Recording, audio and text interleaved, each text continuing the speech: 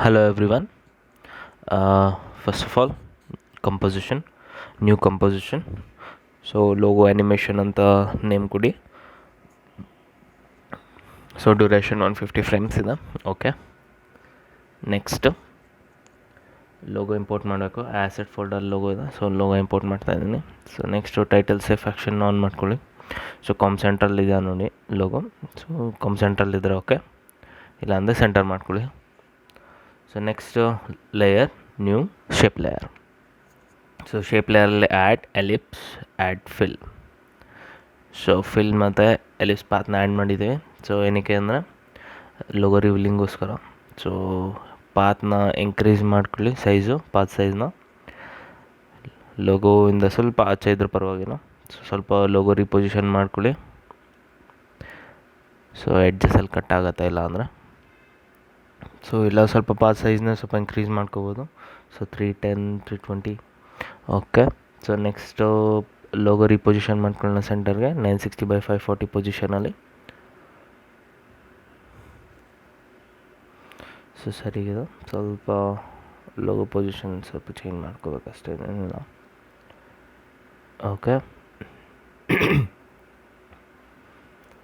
So next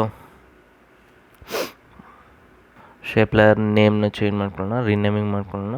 so mask. So logo reveal ಮಾಡೋಕ್ಕೆ ಈ ಮಾಸ್ಕ್ನ ಯೂಸ್ ಮಾಡ್ತಾಯಿದ್ದೀವಿ. ಶೇಪ್ ಲೇಯರ್ನ ಸೆಲೆಕ್ಟ್ ಮಾಡ್ಕೊಳ್ಳೋಣ. ಶೇಪ್ ಲೇಯರ್ ಸೆಲೆಕ್ಟ್ ಮಾಡಿ ಸೊ ಆ್ಯಂಕರ್ ಪಾಯಿಂಟ್ನ ಮೂವ್ ಮಾಡ್ಕೋತಾ ಇದ್ದೀವಿ ಬಾಟಮ್ಗೆ.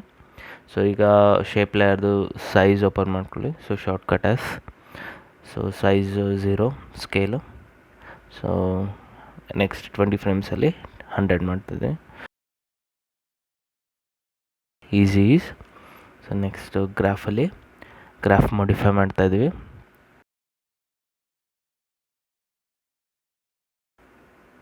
Okay. Next logo layer select ಮಾಡಿ ಆಲ್ಫಾಮ್ಯಾಟ್ ಮಾಡಿ, ಟ್ರ್ಯಾಕ್ ಮ್ಯಾಟಲ್ಲಿ ಆಲ್ಫಾಮ್ಯಾಟ್. ಸೊ ರಿವೀಲಿಂಗ್ ಆಗ್ತಾಯಿದೆ. ನೆಕ್ಸ್ಟು ಲೋಗೋ ಸೈಜ್ನ ಸ್ವಲ್ಪ ಸ್ಕೇಲ್ನ ಸ್ವಲ್ಪ ಆ್ಯನಿಮೇಟ್ ಮಾಡೋಣ, ಸ್ವಲ್ಪ ಡೈನಾಮಿಕ್ ಮೂವ್ಮೆಂಟ್ಗೆ. ಸೊ 80 ಸ್ಟಾರ್ಟಿಂಗ್ 80 ಇರುತ್ತೆ, ಆಮೇಲೆ 100. ಸೊ ಈಸಿ ಮಾಡ್ತಾಯಿದ್ವಿ. ಗ್ರಾಫಲ್ಲಿ ಸ್ವಲ್ಪ ಮಾಡಿಫೈ ಮಾಡ್ಕೊಳ್ಳೋಣ.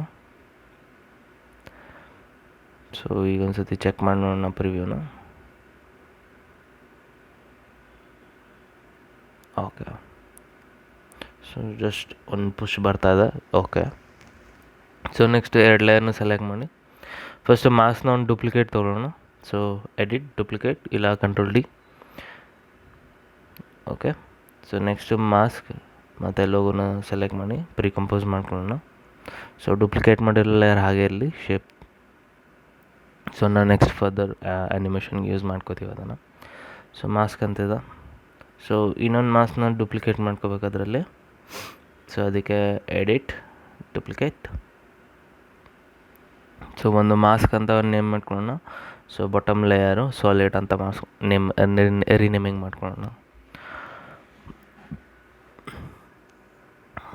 ಸೊ ಎರಡು ಒಂದೇ ಕಲರಲ್ಲಿರೋದ್ರಿಂದ ಸೊ ಮಾಸ್ಕ್ ಕಲರ್ನ ನಾವು ವೈಟ್ ಮಾಡ್ಕೊಳ್ಳೋಣ. ಸೊ ವೈಟ್ ಮಾಡಿ ಮಾಸ್ಕ್ ಲೇಯರ್ ಏನಿದೆ ಶೇಪ್ ಲೇಯರ್ ಸ್ವಲ್ಪ ಆಫ್ಸೆಟ್ ಮಾಡೋಣ. ಸೊ ನಿಮಗೆ ಗೊತ್ತಾಗ್ತದೆ ಈಗ ಸೊ ಎಷ್ಟು ಆಫ್ಸೆಟ್ ಆಗ್ತಿದೆ, ಸೊ ಯಾವ ಥರ ಎಫೆಕ್ಟ್ ಬರ್ತಿದೆ ಅಂತ.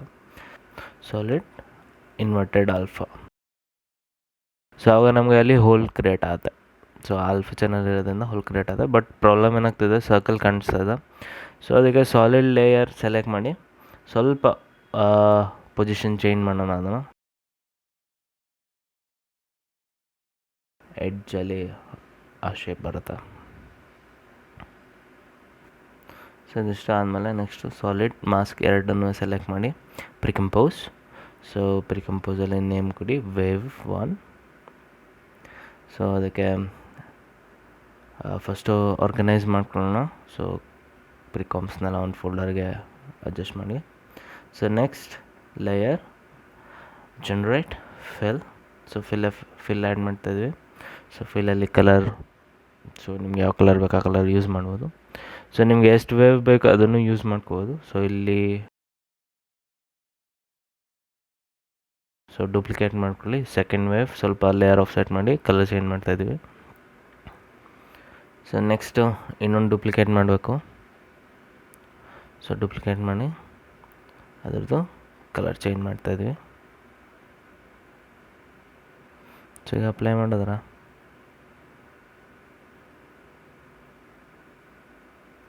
ಸೊ ನಿಮ್ಗೆ ಎಫೆಕ್ಟ್ ಬರ್ತಾಯಿದೆ. ಸೊ ಲೋಗೋ ಲೇಯರ್ ಸ್ವಲ್ಪ ಆಫ್ಸೆಟ್ ಮಾಡೋಣ, ಯಾಕೆಂದರೆ ಫಸ್ಟೇ ಅದು ರಿವೀಲ್ ಆಗ್ತಾಯಿದೆ. ಸೊ ಲಾಸ್ಟ್ ಲೇಯರ್ ಆರೆಂಜ್ ಜೊತೆಗೆ ಸೊ ಅದು ರಿವೀಲ್ ಆಗುತ್ತೆ ಈಗ.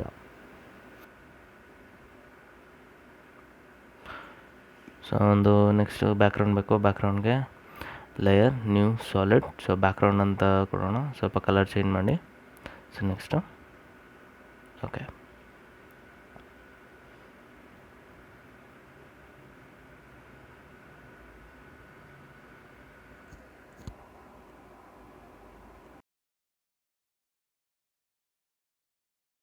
ಸೊ ಇದು ಜಸ್ಟ್ ಸಿಂಪಲಾಗಿ ಕ್ವಿಕ್ಕಾಗಿ ಒಂದು ಲೋಗೋ ಅನಿಮೇಷನ್ ಮಾಡೋ ಒಂದು ಮೆಥಡ್ ಅಷ್ಟೆ.